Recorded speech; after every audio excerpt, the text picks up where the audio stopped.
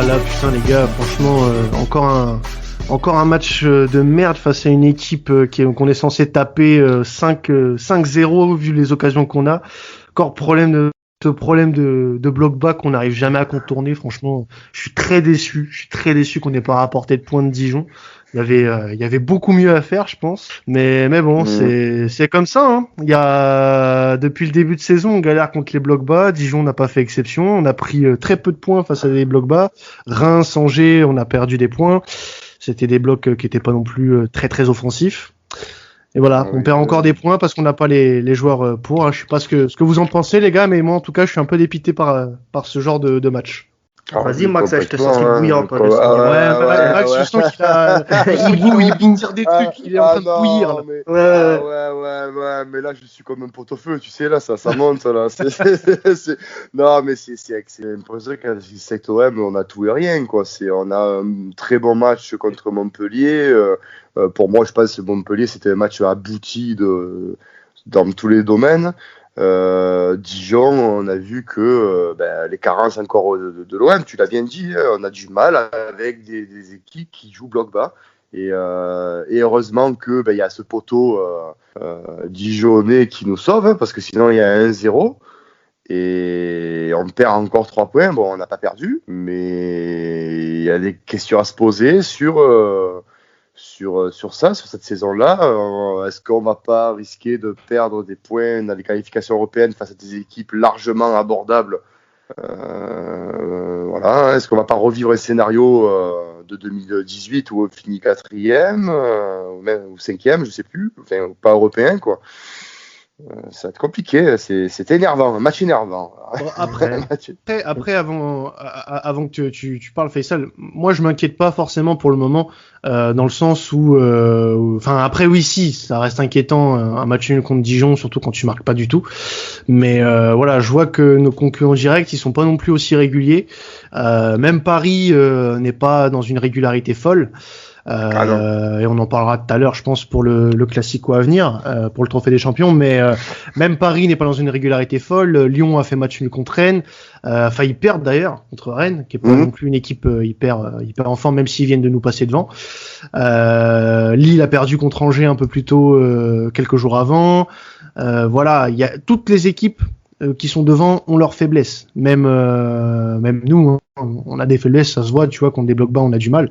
Mais voilà, moi j'ai pas plus de crainte que ça pour le moment, sachant qu'on a toujours ces fameux 2 matchs de retard, et je pense qu'on peut se projeter avec ces 2 matchs. On pourra se projeter qu'après avoir vraiment un nombre de matchs égal aux autres équipes. Mais pour le moment, si on est au mois de janvier, avec la position qu'on a et la situation qu'on a, si on a des craintes, on va passer 6 mois compliqués, les gars. Hein. Enfin, les ulcères vont y aller à gogo si on se fait du souci.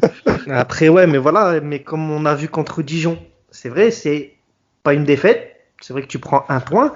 Ouais, mais après, quand tu regardes bien là, les prochains matchs qu'on va avoir, on a Monaco, on a Rennes, on enchaîne avec Paris et Lyon quasiment dans la foulée. Si à Dijon, t'es incapable de mettre un peu de rythme, t'es incapable, voilà, comme l'a dit Maxime, t'es un bloc bas, t'as aucune imagination, tu prouves rien. Les points, à un moment, on va en laisser passer contre les gros. C'était là, je pense vraiment, pour moi, c'est ça qui m'inquiète.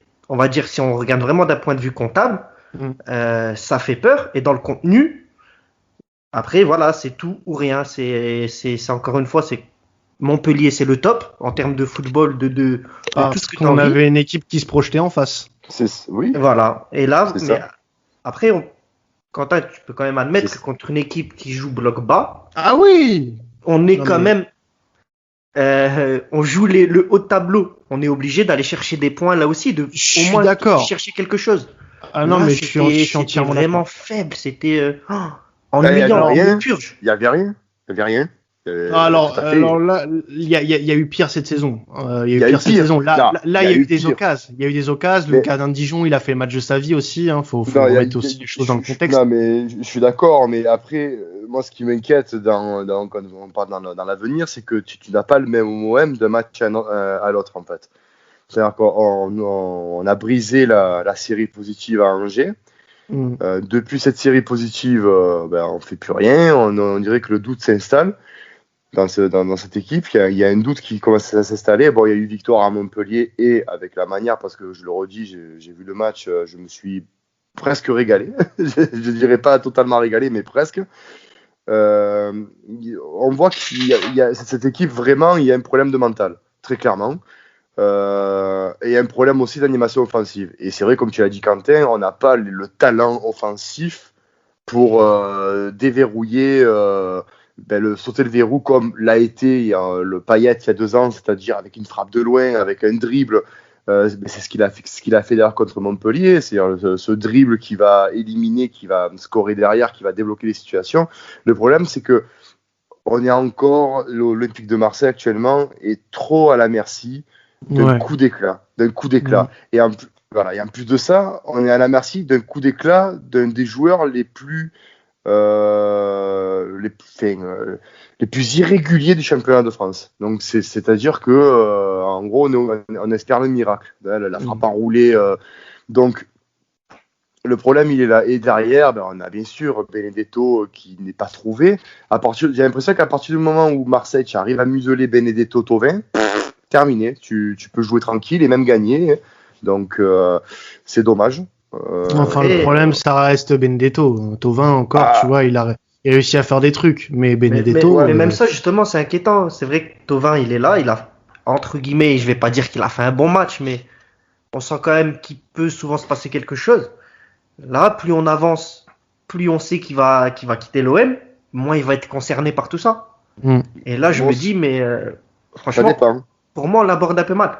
Après, ouais, tu vas me dire peut-être qu'il va vouloir partir sur un coup d'éclat, etc. Je le souhaite, et je pense que dans sa tête, même lui le souhaite. Mais après, il y a les faits aussi, tu vois. Bien sûr, mais même mental, il a prouvé que c'est quelqu'un qui avait du mental et qui avait l'amour du club. Et puis, comme tu dis, et puis bon, on ne sait pas parce que lui dit qu'il veut partir, mais tu sais, le foot va très vite. Dans 2 mois, il suffit qu'il se passe quelque chose. Ouais, mais on est à Marseille, Maxime. On ne sait pas. Moi, tant que le mec il n'est pas parti, je te dirais, on ne sait pas. Drogba il devait rester et à l'arrivée il est parti. Donc tu sais, en 2004. Voilà. Après, c'est vrai, on s'attarde là sur Thauvin, mais à part Thauvin, Payet, il l'a mis sur le banc. On peut revenir aussi là-dessus. Je sais pas, moi, pour moi, il l'a piqué le match d'avant. Là, il fallait quand même le mettre. Radonjic, je veux bien. On a vu encore ce match-là. Si les autres sont irréguliers, lui, encore plus. Et franchement, ouais, je me répète, je suis quand même inquiet là de ce qui nous arrive. Parce qu'on n'a pas, j'ai pas l'impression qu'on a plusieurs cordes à notre arc en fait. Si nos joueurs clés phares, ils sont pas dans un bon jour, je sais pas. Moi, de toute façon, je trouve que le coaching d'AVB, autant il a été irréprochable face à Montpellier, il a fait rentrer les bons joueurs au bon moment, autant sur le match contre Dijon, je crois que si je me souviens bien, c'est Théo qui en avait très bien parlé sur Twitter. Le coaching d'AVB, notamment en deuxième mi-temps, et ces changements qu'il a fait à l'heure de jeu, ça nous tue complètement. À partir de la 60e minute, on n'a plus rien proposé. Aucune occasion vraiment concrètement dangereuse. Dans le jeu, c'était stérile. On avait une position vraiment stérile. On était devant les 2 lignes de défense de Dijon. Bon, après Dijon, je leur en veux pas parce que ils jouent leur maintien, tu vois. C'est pas une équipe du milieu de tableau ça aurait été une équipe du milieu de tableau, ça m'aurait fait plus chier. Mais là, c'est une équipe qui joue vraiment le maintien, qui est vraiment à la peine. Quand tu reçois l'OM, je comprends que tu puisses. Ils ont eu des situations. Hein. Ah mais quand n'oublie pas que tu prends un poteau quand même. C'est-à-dire que tu perds. Bien sûr. Tu perds 1-0 ce match, mais c'est pas volé. C'est pas volé. On est en train de dire que l'Olympique de Marseille, avec les joueurs sur le papier par rapport à une équipe de Dijon qui pour moi est une équipe Ligue 2 plus, avec de la motivation, te gagne 1-0 et limite c'est normal. Il y a aucune contestation, aucune. Et pour en revenir à ce que tu disais pour la possession. C'est normal. Comment tu veux proposer quelque chose d'offensif? Alors, je crache pas sur Camara et Gay, parce que c'est pour moi les 2 meilleurs Marseillais depuis le début de saison. Surtout Gay qui a montré qu'il était une révélation. une révélation, quelqu'un de très bon. Après, si les Anglais sont dessus, à la base, c'est pas pour rien. Hein. Généralement, voilà. des joueurs français qui sont repérés par les Anglais et qui flopent, il y en a beaucoup aussi. Il y en a beaucoup. Il y en a énormément. Ouais, il y en a, mais bon, je veux dire, généralement, c'est un gage de qualité. Si la première ligue te veut, c'est que tu n'es pas dégueu. Oui, bref. Oui. Voilà. Bref. Mais comment tu veux proposer offensif ? Tu joues avec 2 milieux à vocation défensif. Je suis désolé, mais Cuisance n'est pas un 10. Le jour où il va rentrer en 8, ce mec va être monstrueux. Ce n'est pas un 10. Là, il le met. Il faut arrêter. Rongier n'est pas un 10. Rongier était le seul joueur qui était le lien entre l'attaque et la défense. Mais ce n'est pas un 10. Cette compo-là se joue avec un vrai 10. Un mec comme Ozil, comme Rames Rodriguez, comme Payet. Je suis désolé. Un Payet à ce poste-là. Mais voilà. Ou alors tu assumes jusqu'au bout le fait de vouloir jouer avec 3 vraiment au milieu de terrain, mais tu ne fais pas jouer avec un numéro 10. Tu fais un vrai 4-3-3 avec une sentinelle qui est Camara, et derrière et devant tu mets Gay, Rongier, Sanson et Cuisance se tiennent la bourre derrière pour le 3e poste. Mais voilà, et encore Sanson peut jouer sur un côté en attaque à la place de Radonjic par exemple, mais voilà, après bon, ça me fait chier parce que tu remets Payet sur un côté et on sait très bien que Payet sur un côté ces derniers temps c'est pas non plus la folie, mais honnêtement en ce moment si tu veux mettre un 10 tu mets Payet ou tu mets personne, c'est ça le problème. Ou alors tu mets Kawi parce que Kawi joue et à la base est un 10. Même c'est qu'on le trimballe partout Kawi. Voilà, lui Kawi c'est le bouche-trou, c'est bientôt gardien on va le mettre Kawi. Mais c'est dommage, moi j'aurais aimé le voir un peu plus moi Kawi. Mais tu vois ce mec-là tu le verras plus parce que là il est en fin de contrat en plus donc c'est terminé. Mais pour revenir à la compo. Tu mets un 4-2-3-1 avec un numéro 10, c'est pas une mauvaise idée, mais ne mets pas. Tu n'as pas d'autres joueurs, mais voilà, tu ne mets pas d'autres joueurs. Si tu n'as pas d'autres joueurs capables de jouer à ce poste-là de base, à part Payet et que t'es en froid avec Payet pour X raison, tu changes, tu t'adaptes. Tu fais pas du bricolage, tu mets un Rongier numéro 10, qu'est-ce que tu vas faire te faire chier à mettre un Rongier numéro 10? Il a pas de vocation offensive. C'est un milieu qui aime bien se projeter aussi, Rongier. C'est un satellite, ce mec. Mais c'est pas un joueur qui doit distribuer. C'est pas un joueur qui doit servir ses attaquants. C'est un joueur qui fait le lien entre sa défense, entre sa défense, le milieu de terrain et l'attaque. Pour moi, on a un joueur comme Cuisance. Moi, Cuisance, je le connais depuis. Qu'il a signé à Gladbach. Il était monstrueux à Gladbach. Évidemment. Et même, à l'époque, je tweetais, je disais que comment c'est possible qu'on soit passé à côté de ce jeune-là, que la S Nancy-Lorraine n'a pas pu garder conserver ce mec-là en France et que sitôt il parte en Allemagne. Bon, même si c'est frontalier que ce gars-là est de la région, mais je l'ai vu à Gladbach, je me suis dit bon. Ce jeune-là, il est costaud, il est juste, pour moi, c'est le 8 moderne, si tu veux. C'est vraiment solide sur ses solides, vraiment un gars solide, qui a une passe, mais d'une précision. D'ailleurs, si tu es recruté au Bayern, c'est pas pour rien, parce que le Bayern, généralement, ils se trompent très peu, ils l'ont prouvé dans leur mercato. Mais comme tu l'as dit, Quentin, pour revenir à la possession, derrière, avec ce milieu de terrain, tu peux pas.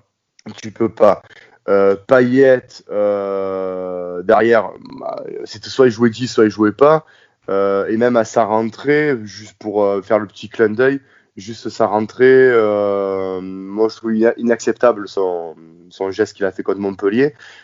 Et quand on voit le crédit que Villas-Boas lui a donné, et quand on voit contre Dijon, quand tu vois que tu fais ton beau, comme tu fais ton Mac et tu fais ton couillu, tu te dois contre Dijon de montrer qui est le patron, et on verra justement contre le PSG si c'est lui le patron, si c'est lui le taulier de l'équipe, quoi. Je l'attends contre le PSG, ce mec. En tout cas, ouais, c'est vrai que le match contre le PSG, ça va peut-être nous permettre de pas de rebondir, mais disons d'avoir un petit vent de fraîcheur parce que c'est sûr qu'en ce moment en Ligue 1 on a un peu tiré la gueule avec des contre-performances qui étaient un peu inattendues, on va dire. La défaite contre Angers, c'est un peu un coup d'arrêt, c'est vraiment un coup d'arrêt. Ce match nul contre Dijon, bon, sans être une surprise, c'est quelque chose à laquelle on s'attendait pas forcément. Mais on est face à une équipe de Paris qui est pas non plus à 100% de ses facultés, on va dire. Parce que bon, là, ils viennent de gagner 3-0 contre Brest en championnat. Pour la deuxième de Pochettino, mais le match contre Saint-Etienne était pas fameux non plus, tu vois. Et moi, je pense qu'on peut, comme l'a dit AVB aujourd'hui en conférence de presse, on a toutes nos chances. Nos chances. Ça va être un match où on va se donner. C'est pas bon. Moi, j'ai un avis très personnel sur ce trophée-là. Je trouve que c'est un trophée en bois, tu vois. Mais c'est un match officiel. C'est contre le Paris Saint-Germain. On se doit de montrer quelque chose et de faire bonne figure et de n'avoir rien d'autre que la gagne dans les esprits parce que ça reste un classique. Et qu'il faut, c'est ce qu'il nous a promis là, le coach. Hein. Ah oui, mais il nous a promis ça aujourd'hui. Il nous a dit quoi qu'il arrive, c'est un match qu'il va falloir jouer entre guillemets avec les couilles. Ouais. J'ai envie de te dire, quelque part, c'est le seul truc qu'on va regarder sur ce match-là. Tu le gagnes, c'est bien. Tu le perds-le avec la manière et au moins tu montres quelque chose. Voilà. Ben moi j'ai envie de te dire, Faisal, j'ai envie de croire, j'ai envie de croire tes paroles, tel un illustre prophète. C'est pas les miennes, c'est AVB. Mais ouais, voilà, j'ai envie de croire l'homme de Porto, mais le problème c'est que cette saison, n'ayons pas la mémoire courte, cette équipe-là nous a prouvé en Ligue des Champions qu'on n'avait pas un brin de couilles. Comme tu dis si bien, pour reprendre tes mots, on n'en a pas. Cette équipe-là, on a eu des joutes avec Quentin sur la question du mental. Moi, cette équipe-là manque cruellement de mental. Mais c'est criant. Regarde le premier match contre Paris. Quoi qu'il arrive, tu as fait un très gros match sur l'aspect mental. Le match contre Lyon, où tu gagnes à 0, tu te prends un rouge. Tu fais toute la deuxième mi-temps à 10. Malgré tout, ils ont toujours été là jusqu'à la fin. Bien sûr, non, mais attends, oui, je suis d'accord. Mais ça, tu vois. Après, c'est ça. Après, si on a. Je sais pas. Mais le problème. On peut se prendre 4-0 à la mi-temps. Tu sais, le problème, c'est le problème qui se passe. Il y a plusieurs paramètres à prendre en compte. Le premier, c'est que Paris est revanchard. Il va vouloir nous trucider parce que le match aller, on est allé gagner chez eux. Avec ce qui s'est passé, les histoires qu'il y a eu. Donc, le groupe a été quand même contrarié. Et je pense que quand tu as été contrarié, si tu as un petit peu de fierté, tu vas vouloir aller taper l'équipe qui t'a, on va dire, contrarié, qui t'a un peu énervé. Et Paris, si le PSG commence à jouer leur jeu, à s'énerver, on n'a aucune chance. Très clairement. On n'a aucune chance. Si eux s'énervent, comme au match de championnat, si eux s'énervent, là on a une chance. Non, ouais, mais le premier match de championnat, ils savent pas le faire, Paris. Voilà, mais le jeu qu'ils avaient, on a pris Paris au bon moment, c'est-à-dire que le jeu était approximatif, comme Lyon, on les a pris au bon moment. C'était encore déjà approximatif en rodage. Je pense même qu'ils nous ont pris peut-être un peu de haut. Ils pensaient pas que nous on allait envoyer de l'intensité comme ça. Donc il y a eu ça, il y a eu ce but aussi qu'on met, qui les a un peu, on va dire, massacrés. Derrière, on a de la chance de pas, parce qu'on peut s'en prendre 2 faciles, voire 3. Hein. On a de la chance de pas se les prendre parce que Mandanda fait les arrêts qu'il faut. Donc, il y a beaucoup de paramètres qui font qu'on a gagné ce match là-bas, et heureusement, parce que personnellement, c'était un régal. Mais après, si tu me dis là maintenant, qu'est-ce que tu en penses? Moi, je te dis, vu comment ils ont été piqués au match aller, déjà, premièrement, terrain neutre, il n'y a pas les supporters, donc même terrain neutre, domicile ou extérieur, ça ne change rien. Un nouveau coach, donc il va vouloir se payer du Marseillais. En plus, c'est un ancien du PSG, donc voilà, donc il va vouloir marquer le coup, marquer son empreinte et gagner un trophée. C'est toujours bien pour un entraîneur. Et aussi, il y a l'aspect mental. Et cette équipe de l'Olympique de Marseille, je le dis, je le répète, ça s'est vu en Ligue des Champions, parce que ce qu'on va affronter mercredi, c'est une équipe de Ligue des Champions qu'on va affronter. C'est du même acabit que Manchester City. C'est un calibre Ligue des Champions, oui, bien sûr. Voilà, bien tout sûr. à fait. Donc, on a prouvé qu'on avait nos limites dans les équipes à affronter. C'est-à-dire, nous, notre limite, c'est Porto. Et encore, on perd contre Porto parce qu'on ne joue pas. Là, moi, je vois, je me dis, le problème, c'est qu'à l'Olympique de Marseille, c'est ou oui ou non. On ne sait pas. Donc, on verra comment on va aborder comment on va l'aborder, la compo qu'il va mettre, déjà. J'ai hâte. Voilà, j'ai hâte aussi. Mais c'est vrai qu'on joue très bien face à des équipes qui jouent, en fait. Donc, si Paris joue attentiste en contre, on est mort. Alors, c'est quoi ton pronostic, Max?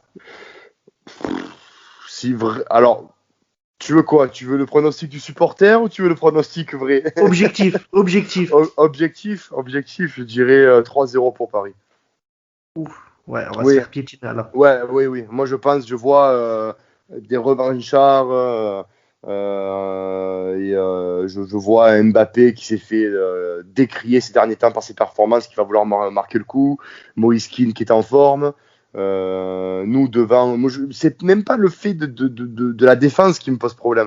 Moi, ce qui me pose problème, c'est le fait qu'on n'arrive pas à scorer. Si tu veux, on a un problème d'animation offensive et on va avoir des occasions qu'on va pas mettre au fond. Et eux, par contre, ils ont les joueurs, il n'en faut pas 36. Donc, je pense que c'est là où ça va. Quentin, t'es plus optimiste, j'espère au moins. Non, mais les gars, je trouve que vous manquez d'un optimisme quand même. C'est incroyable. Là, faut ranger les maillots. Là, faut arrêter. Non, mais faut être réaliste. Non, mais je suis d'accord. Enfin, pour moi, quand t'es supporter, faut avoir un minimum d'optimisme, tout en restant objectif. Je pense pas qu'on va gagner. Je préfère être honnête. Je suis de votre côté. Mais de là à dire qu'on va prendre le bouillon, moi, j'ai pas dit ça. Hein. Moi, j'ai pas dit ça. Je reprends ce qu'a dit Maxime. Tu penses qu'on a vraiment aucune chance. Moi, je suis pas forcément de cet avis-là. Un match de football, t'as toujours tes chances. C'est 11 mecs en face. Même si ces 11 mecs-là, ils sont 10 fois plus talentueux que ce que tu as toi. Mais voilà, c'est pas une équipe qui est, comme on l'a dit tout à l'heure, au summum de sa confiance. C'est une équipe qui apprend à jouer avec son nouveau coach. Ils viennent de jouer contre Brest, qui est pas non plus l'équipe la plus talentueuse de Ligue 1. Ils ont fait match nul contre Saint-Etienne aussi il y a quelques jours, faut pas l'oublier, qui n'est pas non plus une équipe talentueuse cette saison en Ligue 1, qui n'a pas les résultats escomptés.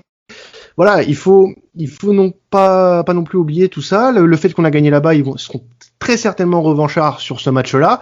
Et moi, j'attends du Paris Saint-Germain qu'il soit revanchard parce que ça va faire de l'animation. On va pas se mentir. Moi, je pense qu'on va avoir le droit à un beau match. Mais voilà, si on a un match à sens unique, ça me fera chier, c'est sûr. Mais je pense pas parce que honnêtement, on a quand même les armes.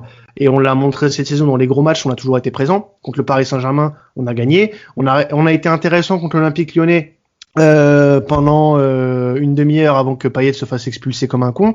On a quand même réussi à tenir le match nul au Parc OL, donc c'est pas rien. On a gagné Monaco, on a gagné Montpellier, on a gagné tous les hauts de tableau à part Rennes pour le moment. Moi, c'est pour ça que je suis plutôt de ton côté. Hein. Moi, je suis plutôt optimiste, tu vois. Après, le truc, c'est qu'on a quand même cette sensation, c'est tout ou rien. Soit on va faire vraiment, encore une fois, un gros match et qu'on le perde ou qu'on le gagne, j'ai envie de te dire, je pense qu'on est tous d'accord pour dire que peu importe. Oui, on s'en fout. Oui. Mais bon, pour le moral, c'est bien. Pour le moral, c'est bien. Pour les mecs, c'est bien. T'as un trophée, quoi qu'il arrive, t'as un trophée, c'est vrai. Mais voilà, attention, ça peut quand même aussi être un match difficile à aborder parce que tu le perds aussi moralement, il peut te faire beaucoup de mal. C'est ça, parce que moi j'ai toujours en tête tu vois, pour moi ce qui est significatif dans l'Olympique de Marseille, c'est la Ligue des Champions qui a été fait. Parce qu'en championnat, certes on a bien joué et tout, mais pour moi le groupe de Ligue des Champions, il est significatif. Alors je m'explique vite fait pour pas qu'on revienne sur cet âge triste, cette période triste de l'OM, mais tu avais des équipes, je pense notamment à l'Olympiakos et plus particulièrement à Porto qui n'est pas une équipe flamboyante, mais qui avait un jeu porté vers l'avant, avec des joueurs costauds. On n'est pas arrivé à gagner ce genre d'équipe. Alors l'OM ronronnait, ça faisait la passe, on n'avait pas d'animation offensive, on n'y arrivait pas. Manchester City, je suis désolé, cette équipe était plus forte que nous sur le papier, on aurait pu les taper à la maison. Derrière, on a perdu pied parce que à force de ronronner et de faire n'importe quoi, et de pas trouver nos attaquants, en face, t'as des joueurs qui sont 10 fois plus talentueux et qu'eux les prennent les occasions. Donc, de ce fait, je me dis, je sais pas, en ce moment, Namoiskin, il est en forme là-bas, de leur côté. Ils ont, on revient, ils ont un Pochettino qui va vouloir marquer le coup. AVB qui commence à préparer le terrain de la défaite, hein, parce que je suis désolé, mais quand on dit oui, mais on compare pas ce qui est comparable, il y a 1 milliard. Ouais, mais après il dit aussi que le match-là, il va tout donner. Il promet vraiment de l'intensité, il promet une vraie bataille physique. C'est ce qu'il promettait aussi en Ligue des Champions. Hein. Ouais, après, rappelez-vous. D'accord. Mais on peut pas dire, Max, après, faut pas être trop négatif. Ils sont capables de tout. Quand on dit de tout et de rien, ils sont aussi capables de tout. Ils l'ont fait contre Paris, ils l'ont fait contre, on l'a dit, hein, contre Lyon, parce que pour moi, contre Lyon, après le carton rouge de Payet, c'est un autre match, mais même à 10 contre 11, ils ont montré vraiment énormément de caractère, tu vois. Bien sûr. C'est le jour et la nuit, c'est vraiment ça. Ouais. Mais c'est ça. Il y a deux matchs. Tout est possible demain. Tout est absolument possible. Ouais, je sais pas. Moi, je te dis la vérité, franchement, je m'attends pas à ce que l'OM gagne. Je m'attends plus à ce qu'on s'en prenne une petite.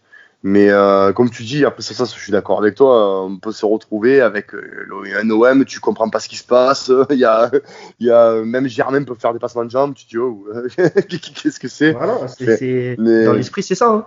Mais bon, après, c'est vrai que j'ai la vérité, c'est pas un match que je jouerais sur Betclic par contre, pas du tout. Mais ça reste un match important qui est en plein milieu d'un mercato hivernal dans lequel on est assez actif quand même.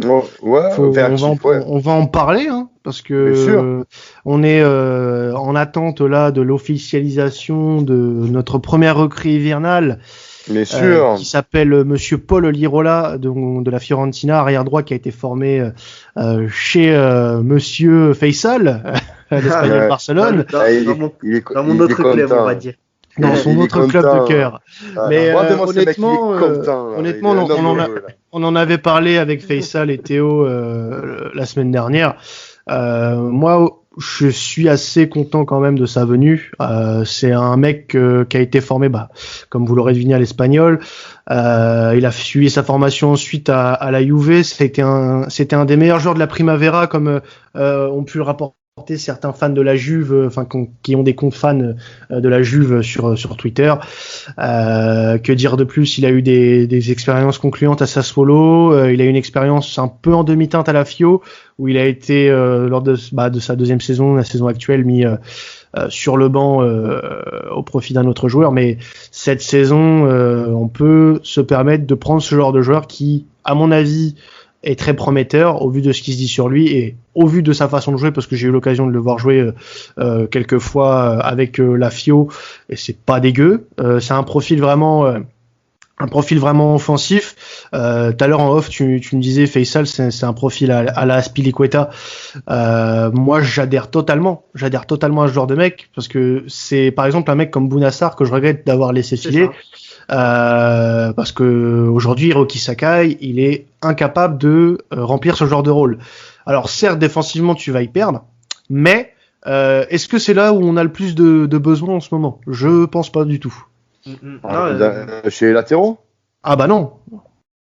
Les latéraux en ce moment, on a besoin de latéraux. Après, on a besoin. Non, mais quand je dis ça, c'est des latéraux modernes, tu vois. On a besoin de latéraux. On a besoin d'avoir de nouveaux latéraux. Je suis totalement d'accord. Même si à ma vie, il y a rien à redire. Moi, j'espère vraiment. Moi, personnellement, j'espère vraiment qu'il prolonge avec nous, parce que il apporte quand il est sur le terrain. Il apporte offensivement très régulièrement dans le match. Même si c'est vrai, défensivement, il nous rapporte des points, des pénaltys, etc. Mais à droite, pour revenir sur ce que tu disais sur Sakai, il apporte absolument pas ce qu'on attend aujourd'hui d'un latéral. Ok, il défend. Voilà, en fait, ok, il défend énormément Hiroki. Ok, en 1 contre 1, c'est vrai qu'il est très difficilement dépassable. Je sais pas si ça se dit, mais on va dire que ça se dit. On le comprend. Je crois que Bernard Pivot, il va pas écouter. Voilà, tu peux aller. Alors que voilà, justement, Paul Lirola, lui, va apporter beaucoup plus offensivement. Vraiment énormément de courses vers l'avant. Et dans le profil, voilà, comme on avait dit, c'est vraiment un Aspi quand il arrive à l'OM où au début il avait beaucoup de mal parce qu'il se plaçait très haut les 6 premiers mois, avant de très rapidement comprendre, se mettre au niveau entre guillemets du championnat de France, pas du niveau mais de la configuration du jeu. Et là justement, il va peut-être nous apporter quelque chose à droite que Amavi nous apporte régulièrement de l'autre côté, tu vois. Surtout que oui, en plus de ça, AVB, c'est le style de joueur qu'il aime dans ses équipes. Il a toujours eu des latéraux offensifs. Il sait comment aborder ce genre de joueurs. Il sait comment les placer. C'est vrai que tu as raison, Sakai, c'est l'arrière droit de l'époque. Hein. Il dépasse pas la ligne médiane et s'il vient centrer, c'est beau. Donc souvent c'est raté. Voilà, et souvent c'est raté. C'est pas souvent, on va dire que c'est une fois sur 10, c'est raté quoi. Voilà. C'est dans. Et en plus de ça, c'est vrai que Sakai apporte une sécurité côté gauche que ce Yuto Nagatomo n'apporte pas. Donc il peut jouer les deux. Voilà, Nagatomo, heureusement qu'il est venu gratuit avec Sushi et qu'il a qu'un an de contrat. Et qu'il a qu'un an de contrat parce que c'est catastrophique. Moi, quand on m'a vendu ce mec qui a joué à l'Inter, qui a joué là-bas, plein de Ligue des Champions, je me suis dit on va se choper un mec d'expérience qui va pas être dégueu. Au final, c'est catastrophique. Après, quand soit le mec.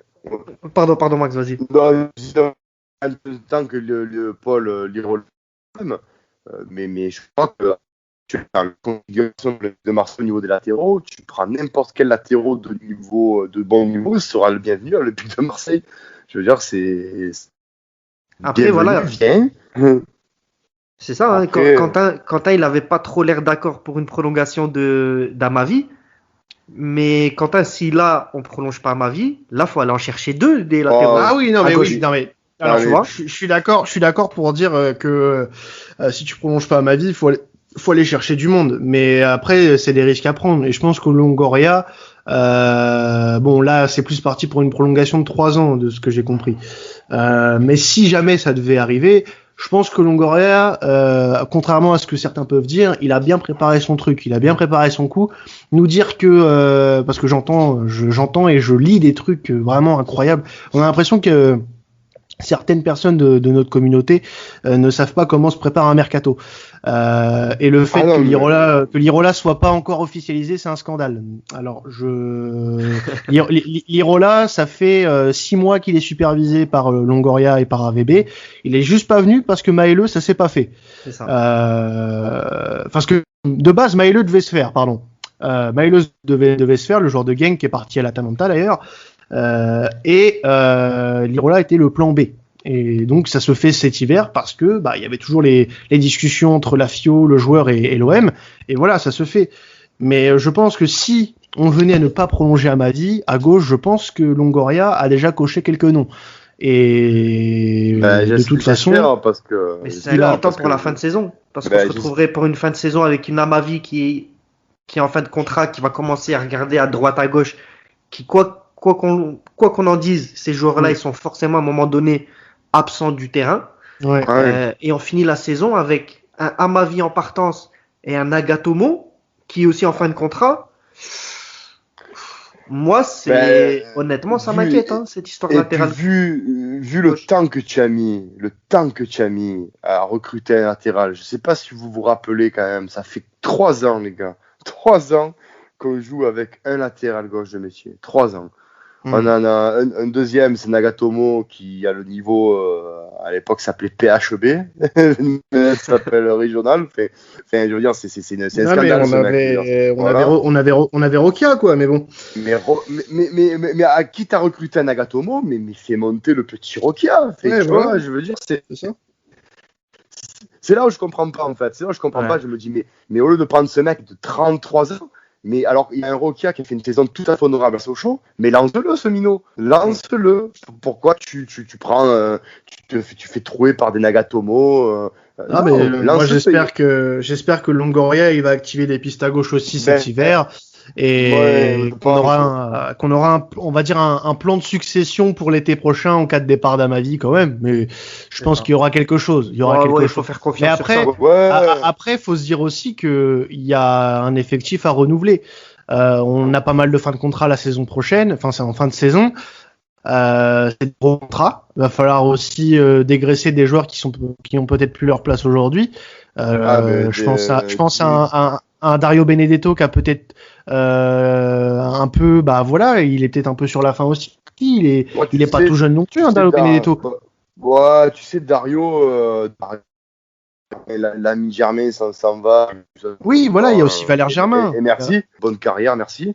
Mais Benedetto, par exemple, on parle de l'attaquant. S'il vient un attaquant de genre du style Milik ou parce qu'en ce moment c'est la mouvance, qui plante, tu te prends un Dario Benedetto en deuxième mi-temps avec sa grinta, ça peut ne pas être dégueulasse en doublure. Oui, bien sûr. Après, voilà. Je ne tire pas dessus à Benedetto. Je sais qu'il est de quoi il est capable.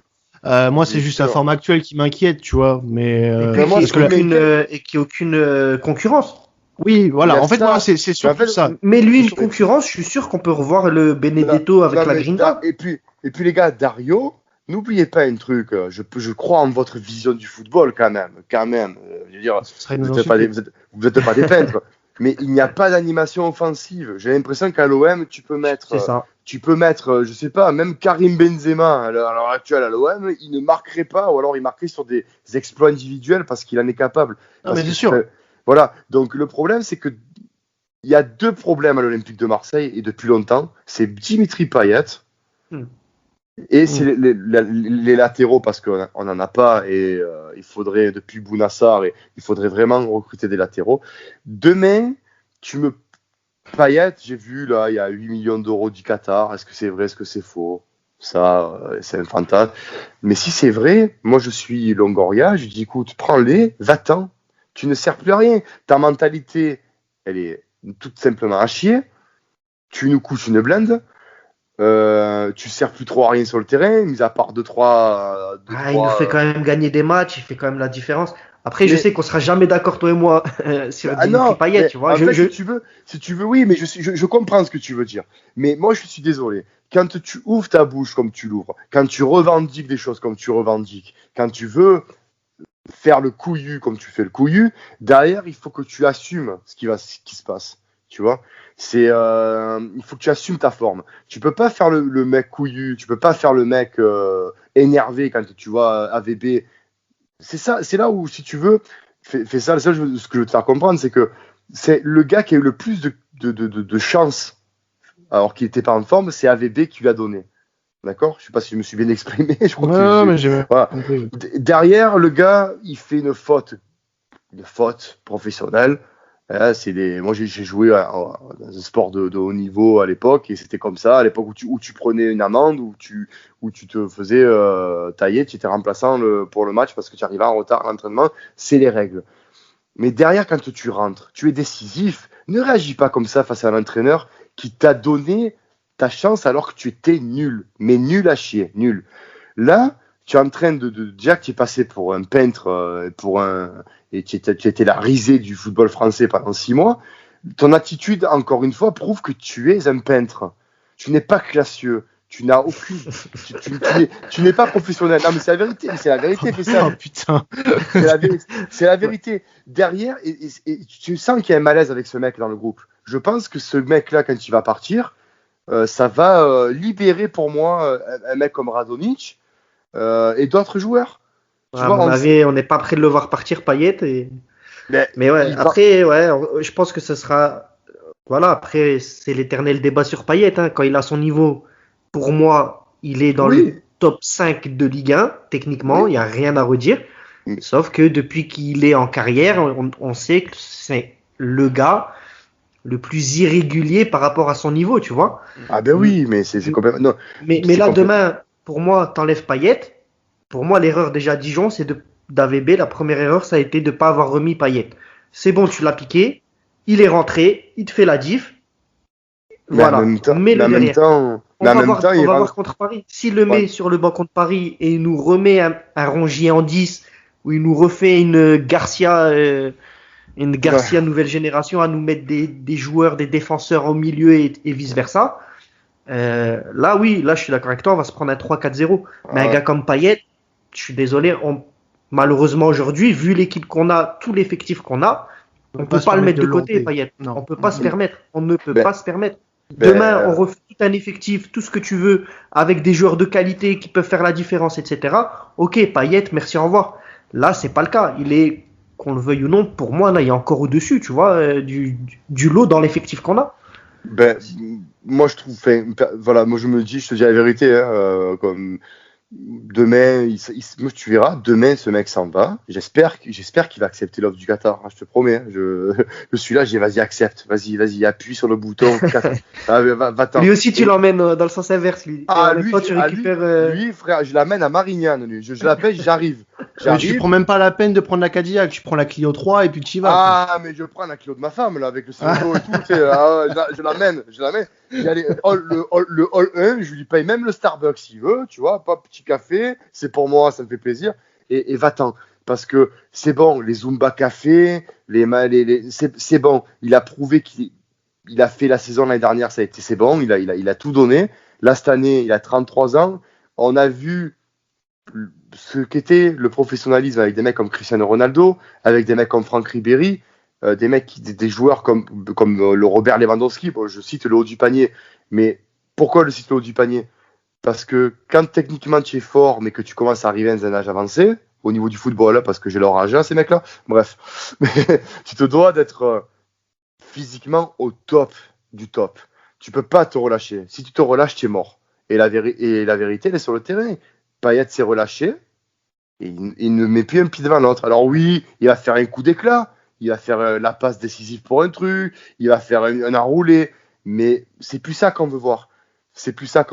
Maintenant, c'est soit tu retrouves ton niveau et tu fermes ta gueule et tu restes sur le banc parce que tu n'as pas le niveau pour l'instant d'être titulaire et tu rentres et tu fais ton travail, mais ne fais pas ça. C'est pour ça que j'avais envie de dire, pour revenir au débat initial, pour revenir aux offres qu'il a eues, je pense que oui, pour dégraisser l'effectif, pour moi, c'est un gros salaire qu'on peut faire partir avec Mitroglou, avec Germain. Tu vois, il faut dégraisser et il faut repartir sur des joueurs qui ont envie, sur des joueurs qui veulent prouver.